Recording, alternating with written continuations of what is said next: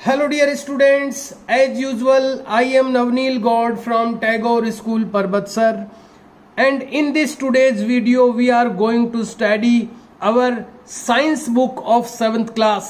आज के इस वीडियो में हम लोग पढ़ने जा रहे हैं 7th क्लास की science book. And dear students, I have posted 2 videos of this first lesson of this book. मैं पोस्ट कर चुका हूं 2 वीडियो ऑलरेडी पहले से इस फर्स्ट लेसन के। Dear students, as you know it is our first lesson nutrition in plants. पौधों में पोषण। प्लांट्स मीन्स पौधे, इन मीन्स में, न्यूट्रिशन मीन्स पोषण। पौधों में पोषण, nutrition in plants. And we have studied the first page of this lesson. इस लेसन का फर्स्ट पेज हम स्टडी कर चुके हैं। And we have also studied the second page of this lesson. We have studied about photosynthesis reaction which occurred in plants, जो कि photosynthesis reaction के बारे में हम पढ़ चुके हैं, जो कि plants में होती है। और हम पढ़ चुके हैं इस reaction के बारे में। मैं आपको briefly एक बार explain करना चाहूँगा। संक्षेप में थोड़ा सा मैं बताना चाहूँगा फोटोसिंथेसिस के बारे में, प्रकाश संश्लेषण के बारे में, जो कि हम पिछले वीडियो में पढ़ चुके हैं। लेकिन आपके माइंड में चीज़ें एक बार रिकॉल हो जाए, वापस आ जाए, इसलिए मैं फोटोसिंथेसिस को ब्रीफली बता रहा हूँ, संक्षेप में बता रहा हूँ। Carbon dioxide plus water in presence of chlorophyll and sunlight converted into glucose and oxygen. जो प्लांट्स होते हैं, जो पौधे होते हैं, उनमें उनकी जो लीव्स होती है, यानी जो पत्तियां होती है, उनके अंदर एक ग्रीन कलर का कलर होता है, ग्रीन कलर का पिगमेंट होता है, जिसको क्लोरोफिल कहते हैं। और उस क्लोरोफिल की प्रेजेंस में, यानी उस क्लोरोफिल की उपस्थिति में और सूर्य के प्रकाश की उपस्थिति में प्लांट्स कार्बन डाइऑक्साइड हवा में से अपने अंदर लेते हैं। एयर में से कार्बन डाइऑक्साइड को छोटे छोटे छेदों के द्वारा जो लीव्स होती है वो अपने अंदर लेती है। और ये जो छोटे छोटे छेद होते हैं, इनको स्टोमेटा कहा जाता है। इन छोटे छोटे छेदों में से कार्बन डाइऑक्साइड गैस को एयर में से प्लांट्स अपने अंदर एब्जॉर्ब करते हैं। इसी तरह जो प्लांट की जो रूट्स होती है, जो जड़ें होती है, वो वाटर ग्राउंड में से एब्जॉर्ब करते हैं, जमीन में से पानी को अवशोषित किया जाता है। तो ये जो कार्बन डाइऑक्साइड गैस और पानी, ये दोनों मिलकर बदल जाते हैं ग्लूकोज और ऑक्सीजन में। लेकिन यहाँ पर 2 चीज़ों की प्रेजेंस जरूरी होती है। क्लोरोफिल, जो ग्रीन कलर का पिगमेंट होता है पत्तियों में और तने के अंदर, जो प्लांट की जो लीव्स होती है, और जो उसका यंग स्टेम होता है, यानी ये युवा तना पका हुआ नहीं होना चाहिए, यानी मैच्योर जो स्टेम है वो यहाँ पर यूजेबल नहीं होता। उसका कलर ग्रीन होना चाहिए। अगर ग्रीन कलर का स्टेम है, हरे कलर का तना है, तो वो भी फोटोसिंथेसिस कर सकता है। और उसकी जो लीव्स होती है, प्लांट की जो पत्तियाँ होती है, वो भी फोटोसिंथेसिस कर सकती है। तो ये जो ग्रीन कलर होता है, ये ग्रीन कलर एक खास तरीके के पिगमेंट के कारण होता है, जिसको क्लोरोफिल कहते हैं। और ये क्लोरोफिल और सूरज की रोशनी यानी सनलाइट, इन दोनों की उपस्थिति में कार्बन डाइऑक्साइड और वाटर, ये दोनों मिलकर के ग्लूकोज बनाते हैं, जो कि फिर एक प्रकार का भोजन होता है प्लांट के लिए। और साथ में ऑक्सीजन भी रिलीज होती है, निकलती है। तो हम लोग जानते हैं, हम लोग जान चुके हैं, पिछले वीडियो में हम इसको पढ़ चुके हैं। ये जो रिएक्शन होती है, ये फोटोसिंथेसिस कहलाती है। और इसी रिएक्शन के थ्रू प्लांट्स अपना भोजन खुद बनाते हैं। और ये है प्लांट का भोजन, जिसको ग्लूकोज कहते हैं। ग्लूकोज बाद में स्टार्च में कन्वर्ट हो जाता है, और उस स्टार्च को प्लांट के अलग अलग हिस्सों में रखा जाता है, स्टोर करके रखा जाता है, जो कि प्लांट बाद में यूज करता रहता है अपनी जो मेंटेनेंस, अपनी ग्रोथ के लिए। जैसे हमारी बॉडी जो अपना खाना हम खाते हैं उसको यूज करती है अलग अलग कामों में, ऐसे ही प्लांट की जो बॉडी है वो ये जो ग्लूकोज बनता है, और ग्लूकोज के कन्वर्जन के बाद में जो स्टार्च बनता है उसको भोजन के रूप में अपनी बॉडी में यूज करती है। और ये सारी जो प्रोसेस है जिसमें ग्लूकोज बनता है, ये सारी प्रोसेस फोटोसिंथेसिस कहलाती है। ये सारी चीज़ें हम पढ़ चुके हैं पिछले वीडियो में, इसलिए मैंने बहुत ही ब्रीफली आपको समझाने की कोशिश की है एक बार फिर से। और मैंने एक होमवर्क आपको दिया था फोटोसिंथेसिस की जो रिएक्शन है उसका ये डायग्राम फुल पेज में बनाने के लिए मैंने आपको रिटर्न वर्क दिया था। आशा है आपने कर लिया होगा। ये सब बातें मैं ब्रीफली बता रहा हूँ, संक्षेप में बता रहा हूँ, क्योंकि मैं आज का जो नई स्टडी आज की जो आगे की स्टडी करनी है उसका मैं टाइम वेस्ट नहीं करना चाहता। लेकिन मैंने आपको अभी तक एक संक्षेप में एक ब्रीफली आपको बता दिया है कि अभी तक हमने क्या पढ़ा है। Let's start today's study. आइए शुरू करते हैं आज की study. Factors affecting photosynthesis.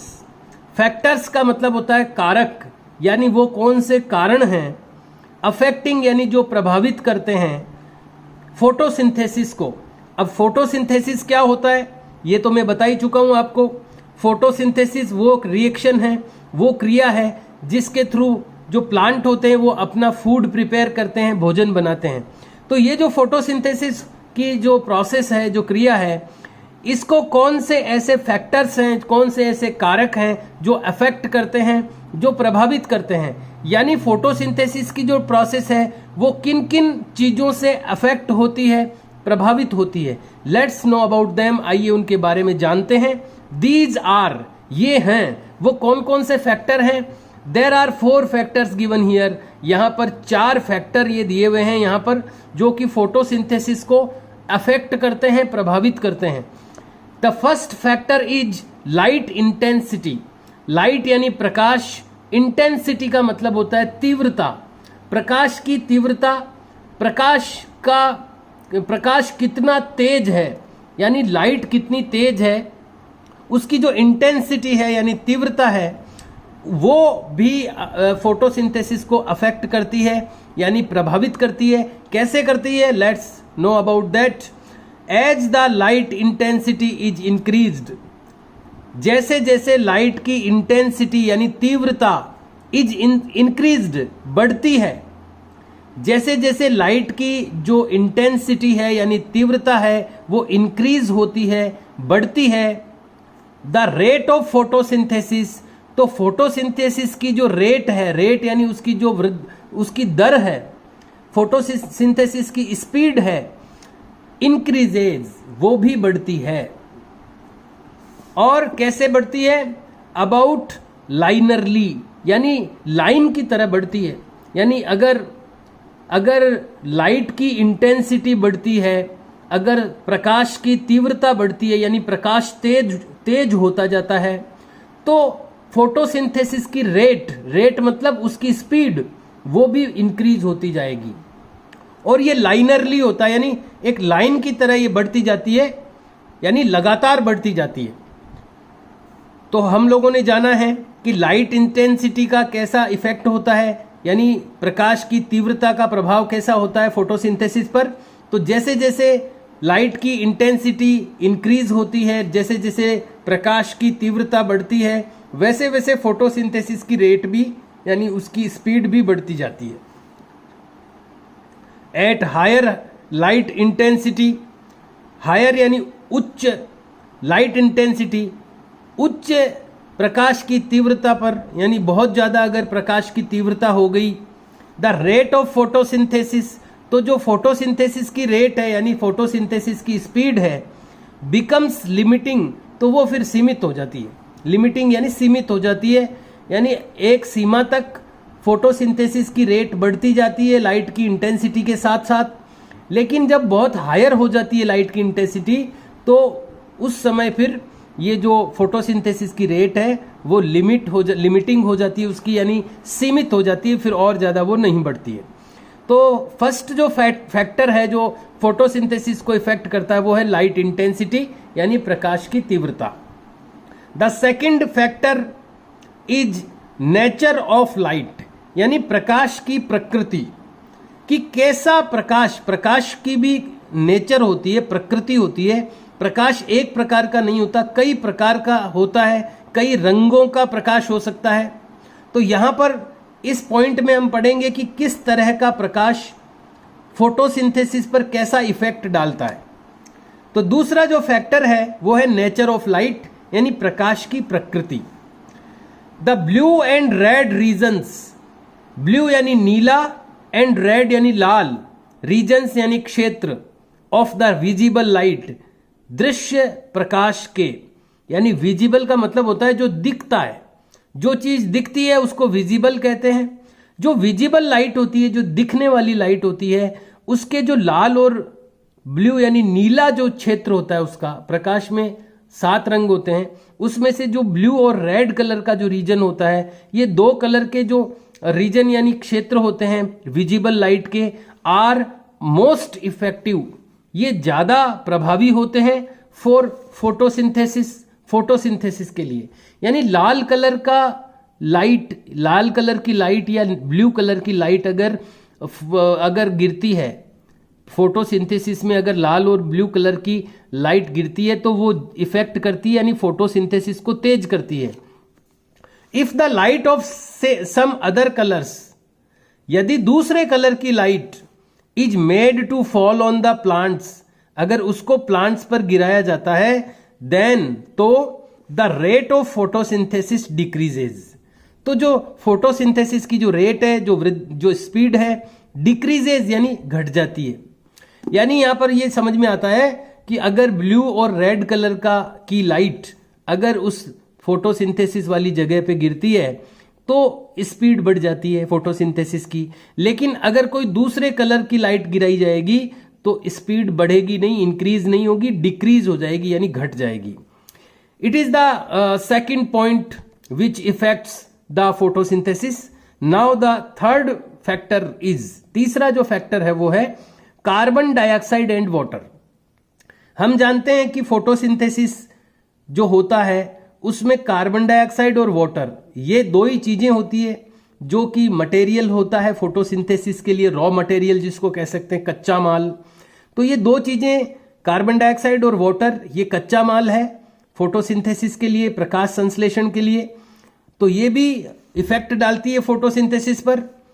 Poor availability of carbon dioxide and water, carbon dioxide और वाटर की पुअर अवेलेबिलिटी यानी कमजोर उपलब्धता, यानी अगर पूरी मात्रा में ये उपलब्ध नहीं होते हैं, अवेलेबल नहीं होते हैं, इनकी अगर पुअर अवेलेबिलिटी रहती है, कमजोर उपलब्धता रहती है इन दोनों की, कार्बन डाइऑक्साइड और वाटर की, लोअर्स द एक्सटेंट्स, तो ये लोअर्स यानी कम करती है द एक्सटेंट्स यानी फैलाव को, एंड रेट और गति को, स्पीड को, ऑफ फोटोसिंथेसिस की। फोटोसिंथेसिस की एक्सटेंट्स यानी फैलाव और उसकी रेट दोनों को कम कर देती है ये चीज, अगर कार्बन डाइऑक्साइड और ऑक्सीजन की अवेलेबिलिटी पुअर है, अगर पूरी उपलब्ध नहीं हो पा रही है जितनी चाहिए, अगर उनकी पुअर अवेलेबिलिटी है, कमजोर उपलब्धता है, तो ये चीज फोटोसिंथेसिस का जो एक्सटेंट है यानी उसका फैलाव है और उसकी जो रेट है यानी स्पीड है, उन दोनों को लोअर कर देती है, कम कर देती है। The fourth factor is temperature. Temperature का मतलब होता है तापमान, यानी तापमान का मतलब है गर्मी। तो गर्मी का भी महत्व है क्या, तापमान का भी, टेम्परेचर का भी महत्व है क्या फोटोसिंथेसिस में। The temperature does not effect the light reaction. अब देखिए 2 प्रकार की रिएक्शन होती है इसमें, जो भोजन बनने की जो क्रिया है 2 प्रकार की होती है, एक तो होती है लाइट रिएक्शन, एक होती है डार्क रिएक्शन। अंधेरे में भी होती है रिएक्शन और उजाले में भी होती है, दोनों प्रकार की होती है। तो जो ये टेम्परेचर है ये लाइट रिएक्शन को तो अफेक्ट नहीं करता, यानी तापमान के बढ़ने या कम होने से लाइट रिएक्शन जो प्रकाश की जो क्रिया होती है वो इफेक्टेड नहीं होती, वो प्रभावित नहीं होती, बट लेकिन अफेक्ट्स द डार्क रिएक्शन मार्केडली मतलब स्पष्ट रूप से। लेकिन जो डार्क रिएक्शन होती है अंधेरे में वो जरूर अफेक्ट होती है टेम्परेचर से। तो यहां पर हमारे ध्यान में आता है, हमारे नोटिस में आता है कि जो टेम्परेचर है, जो तापमान है, वो लाइट रिएक्शन को तो इफेक्ट नहीं करता, यानी दिन में जो रिएक्शन होती है उसको इफेक्ट नहीं करता, लेकिन जो डार्क रिएक्शन होती है, जो अंधेरे में होती है, उसको स्पष्ट रूप से प्रभावित करता है टेम्परेचर।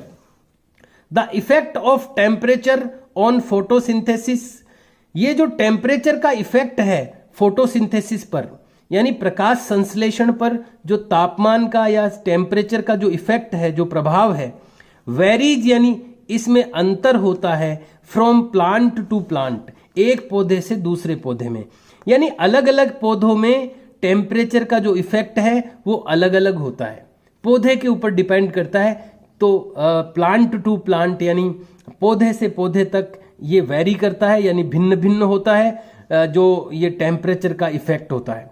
तो यहाँ पर हमने 4 वो फैक्टर्स पढ़े जो कि फोटोसिंथेसिस को इफेक्ट करते हैं, यानी उसको प्रभावित करते हैं। लाइट इंटेंसिटी, प्रकाश की तीव्रता, नेचर ऑफ लाइट यानी प्रकाश की प्रकृति, रेड और ब्लू कलर वाला तेज कर देता है। कार्बन डाइऑक्साइड एंड वाटर, ये दोनों अगर वीक अवेलेबिलिटी होती है, इनकी पुअर अवेलेबिलिटी होती है तो स्पीड स्लो हो जाती है। और टेम्परेचर का जो इफेक्ट है वो नहीं होता है, सो इस पर फोटोसिंथेसिस पर टेम्परेचर का इफेक्ट नहीं होता। डार्क जो रिएक्शन होती है अंधेरे में प्लांट के अंदर, उसमें जरूर ये इफेक्ट करता है, लेकिन जो लाइट रिएक्शन होती है उसमें ये इफेक्ट नहीं करता।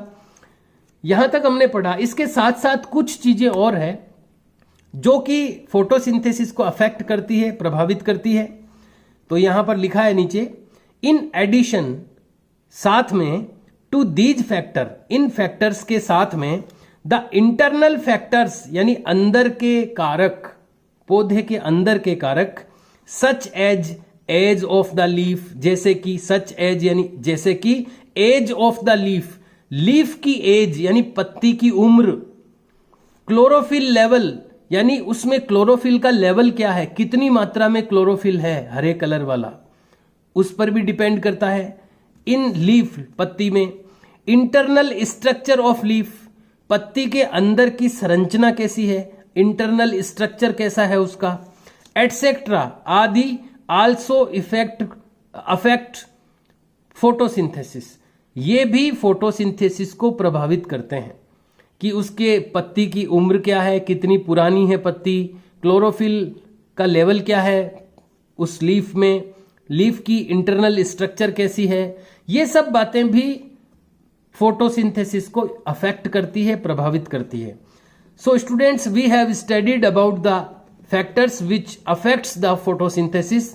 हमने उन फैक्टर्स के बारे में पढ़ा जो फोटोसिंथेसिस को अफेक्ट करते हैं। Now there is a activity to show that green plants produce oxygen during photosynthesis.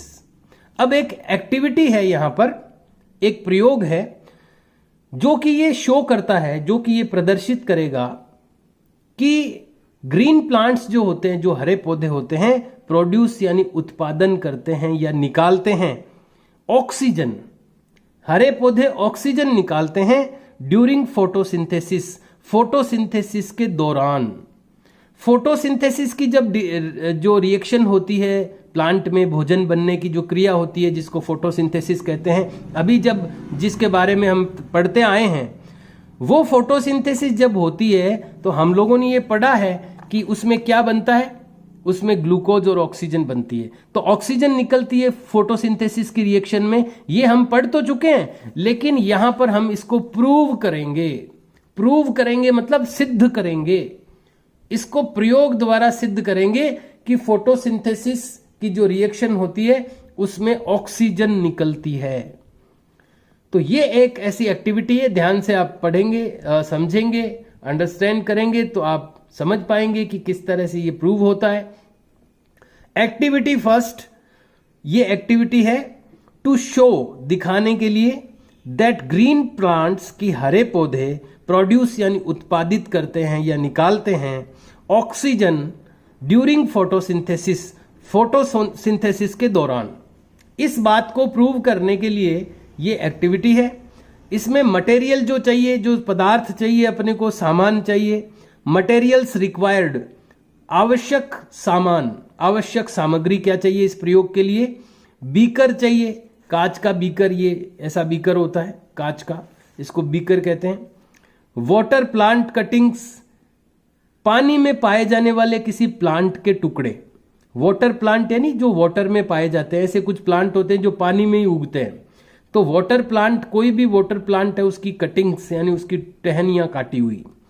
और ग्लास फनल, कांच का कीमा, कीप जानते हो आप, ये है ये वाला, ये फनल कहलाता है। कीमा जिसको हम कहते हैं लोकल लैंग्वेज में, हिंदी में कीप कहते हैं। और ग्लास फनल का मतलब है कांच का कीप, ये कांच का है।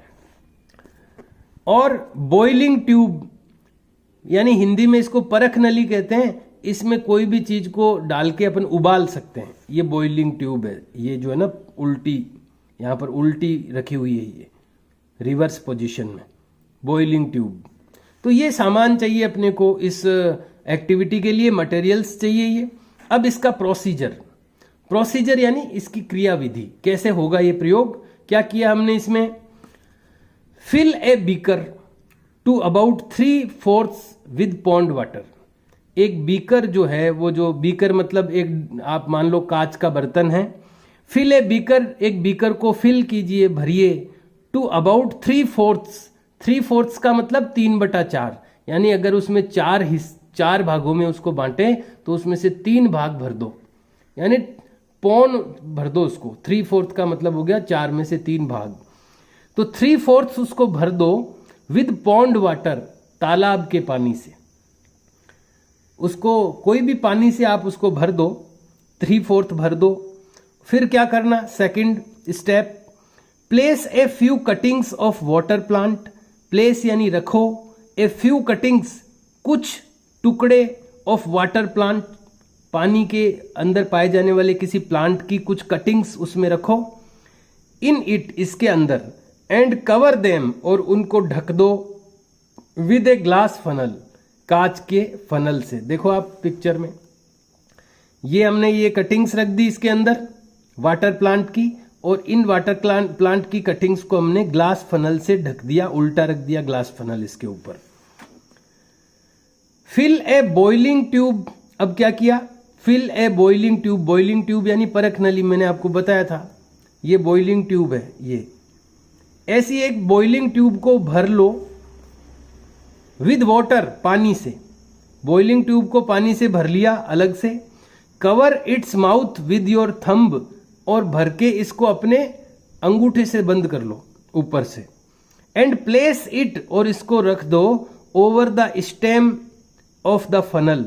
ये फनल का जो स्टेम है, यानी ये जो नली है फनल की, इसके ऊपर उल्टा रख दिया इसको, पानी से भर लिया इसको, टेस्ट ट्यूब को, बॉइलिंग ट्यूब को, और फिर उसको उल्टा रख दिया इसके ऊपर। अंगूठा इसलिए रखा अपन ने, थंब इसलिए रखा कि वो गिरे नहीं पानी उसमें से, और उल्टा रख दिया इसके ऊपर। चित्र में आपको दिख ही रहा है, डायग्राम में। फिर क्या हुआ? Cover its mouth with your thumb, इसका कवर अपने थंब से कवर ढक दिया। एंड प्लेस इट, और इसको रख दिया over the stem of the funnel, funnel यानी कीप के स्टेम यानी नली पर। Place the whole setup in the sunlight, और ये जो भी सेटअप बना है, जो भी ये पूरा का पूरा सेटअप तैयार हुआ है, इसको सनलाइट में रख दिया, धूप में रख दिया।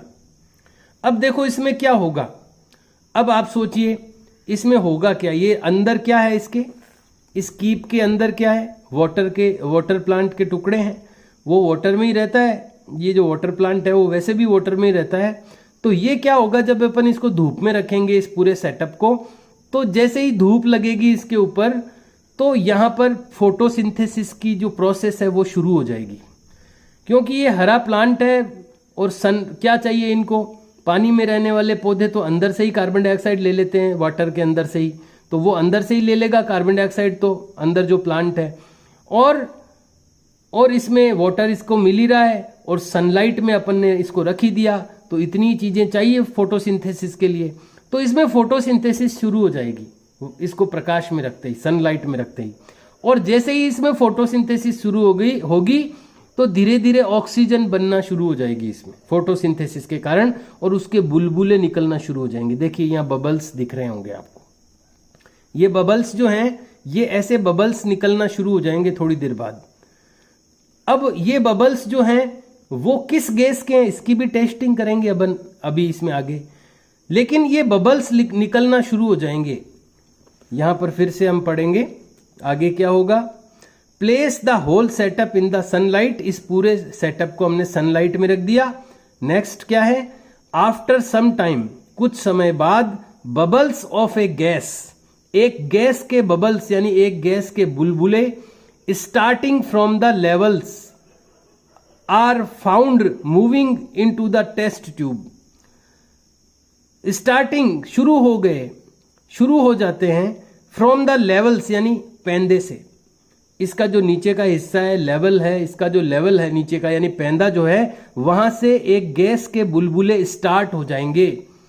आर फाउंड मूविंग, वो मूव करते हुए पाए गए हैं, पाए जाएंगे यानी निकलते हुए वो दिखेंगे। फाउंड यानी पाए जाएंगे into the test tube, test tube में। ये जो टेस्ट ट्यूब में है, ये जो टेस्ट ट्यूब है ऊपर, या बॉइलिंग ट्यूब भी कह सकते हैं इसको, इसमें किसी गैस के जो बबल्स है वो निकलते हुए फाउंड होंगे, पाए जाएंगे। तो ये पूरा सेटअप हमने यहाँ पर रख दिया सनलाइट में। तो ये बुलबुले निकलना शुरू हो गए। अब यानी गैस तो बनी है ये, अब हमें टेस्ट ये करना है कि ये गैस जो निकल रही है, बुलबुले जिस गैस के निकल रहे हैं बबल्स, वो गैस जो है वो ऑक्सीजन है कि नहीं है, इसको भी हम टेस्ट करेंगे। Let's go on the second page. अब वो बुलबुले स्टार्ट हो गए उसमें। अगला क्या है, next step, when the test tube is filled, और ऐसे बुलबुले निकलते निकलते क्या होगा, उस टेस्ट ट्यूब में गैस तो इकट्ठी होती जाएगी और वाटर नीचे आता जाएगा। और जब वो पूरी की पूरी टेस्ट ट्यूब गैस से भर जाएगी, ये यही कह रहा है, when the test tube is filled with the gas, जब जो टेस्ट ट्यूब है वो गैस से फिल्ड हो जाएगी, भर जाएगी, रिमूव इट, इसको हटा लीजिए, फ्रॉम द बीकर, इसको फिर निकाल लेना है बीकर से। जब ये पूरी की पूरी टेस्ट ट्यूब उस गैस से फिल हो जाएगी, भर जाएगी, तो इसको टेस्ट ट्यूब को वहां से हटा लेना है, रिमूव कर देना है। अब इसके अंदर जो गैस है, इसके अंदर जो गैस भरी हुई है वो कौन सी, उल्टी रखना, इसको उल्टी निकालेंगे, उल्टी रखना। और अब इसमें कौन सी गैस है इसकी टेस्टिंग करेंगे हम। Now bring a glowing splinter, अब लाइए, नाउ यानी अब, ब्रिंग यानी लाइए, ग्लोइंग यानी चमकता हुआ, स्प्लिंटर यानी चिंगारियां निकलने वाला, यानी आप गैस का लाइटर मान लो। अब लाइए एक ग्लोइंग स्प्लिंटर, एक चमकता हुआ, चमक बिखेरने वाला, नियर इट्स माउथ, ये जो टेस्ट ट्यूब है इसके मुंह के पास एक लाइटर लाइए और उसमें से चिंगारी निकालिए। द स्प्लिंटर, ये जो लाइटर होगा, स्टार्ट्स बर्निंग, ये जलना शुरू हो जाएगा, यानी वो चिंगारी जो आप निकालोगे वो आग पकड़ेगी, विद ए ब्राइट फ्लेम, एक चमकीली लपट के साथ। देखिए ऑक्सीजन का ये गुण है कि वो जलने में सहायक होती है। खुद नहीं जलती है ऑक्सीजन, लेकिन ऑक्सीजन कहीं पर जल रही है, कहीं पर आग है, तो ऑक्सीजन उसको तेज कर देगी। ऑक्सीजन जलने में हेल्पफुल होती है, बर्निंग में। इसीलिए ऑक्सीजन जो है वो जरूरी होती है। कहीं भी अपन कोई चीज जलाना चाहते हैं तो ऑक्सीजन की बहुत जरूरत होती है। अगर कहीं पर ऑक्सीजन नहीं है तो वो चीज नहीं जल सकती है। जैसे मोमबत्ती आप कहीं जल रही है, किसी गिलास में मोमबत्ती को जला के आप ढक दो उसको, थोड़ी देर में बुझ जाएगी वो, क्योंकि अंदर की ऑक्सीजन खत्म हो गई। तो ऑक्सीजन गैस का ये स्पेसिफिकेशन है, उसकी विशेषता है कि वो बर्निंग में हेल्पफुल है, जलने में सहायक है। तो यहाँ पर जब हम उस नली के अंदर जो गैस इकट्ठी हुई है उसके पास जब हम स्प्लिंटर को ले जाएंगे, चमक बिखेरने वाले यानी लाइटर को ले जाएंगे, तो उसमें से जो चमक निकालेंगे अपन, ये जो चिंगारी निकालेंगे वो एकदम तेज लपट के साथ जलेगी। अब इससे ये सिद्ध हो गया है कि उसके अंदर ऑक्सीजन गैस इकट्ठी हो गई है। और अब इसका कंक्लूजन यानी निष्कर्ष, ये जो हमने एक्टिविटी की है इसका निष्कर्ष क्या निकला, कंक्लूजन क्या निकला, कंक्लूजन यानी निष्कर्ष, निष्कर्ष इसका ये निकला, दिस शोज, ये दिखाता है, दैट की the gas in the test tube is oxygen, कि जो गैस है टेस्ट ट्यूब में वो ऑक्सीजन है, and it is produced during photosynthesis, और ये प्रोड्यूस की गई है, ये उत्पादन की गई है ड्यूरिंग यानी दौरान फोटोसिंथेसिस। फोटोसिंथेसिस के दौरान ये उत्पन्न की हुई है इन ग्रीन प्लांट्स, हरे पौधों में। तो ये जो कंक्लूजन निकलता है, जो निष्कर्ष निकलता है इस एक्टिविटी का, वो ये है कि ये जो टेस्ट ट्यूब में जो गैस है वो ऑक्सीजन है, और ये ऑक्सीजन कहाँ से आई है? ये ऑक्सीजन प्रोड्यूस की गई है उस ग्रीन प्लांट से, हरे पौधे से, फोटोसिंथेसिस की रिएक्शन के ड्यूरिंग यानी दौरान। ये it is the conclusion of this activity, ये इस एक्टिविटी का कंक्लूजन है। Dear students, we have studied today the experiment to show that green plants produce oxygen during the photosynthesis। आज हमने पढ़ा एक एक्टिविटी के बारे में जो कि शो करती है that green plants produce, कि हरे पौधे प्रोड्यूस करते हैं ऑक्सीजन ड्यूरिंग फोटोसिंथेसिस के दौरान। And it is the diagram for that activity. उस एक्टिविटी के लिए ये डायग्राम है। You have to draw this diagram, आपको ये डायग्राम बनाना है। In previous video I also have given you the diagram of photosynthesis in plants. पिछले वीडियो में भी मैं दे चुका हूं आपको एक डायग्राम।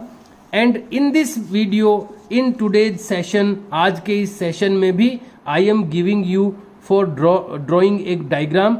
आज भी मैं आपको एक डायग्राम ड्रॉ करने के लिए दे रहा हूं। You have to draw this diagram in a full page. एक फुल पेज में आपको पता है कि साइंस के लिए रजिस्टर डालना होता है A4 साइज का, जिसमें लेफ्ट साइड ब्लैंक होती है, राइट साइड लाइनिंग वाली होती है।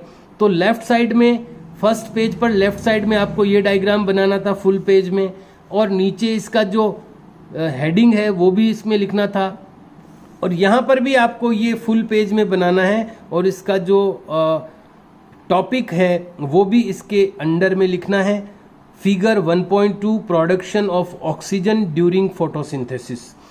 सो you have to draw this diagram and also labelled it, और इसको लेबल्ड भी करना है, यानी नाम भी लिखने हैं इनके सारों के।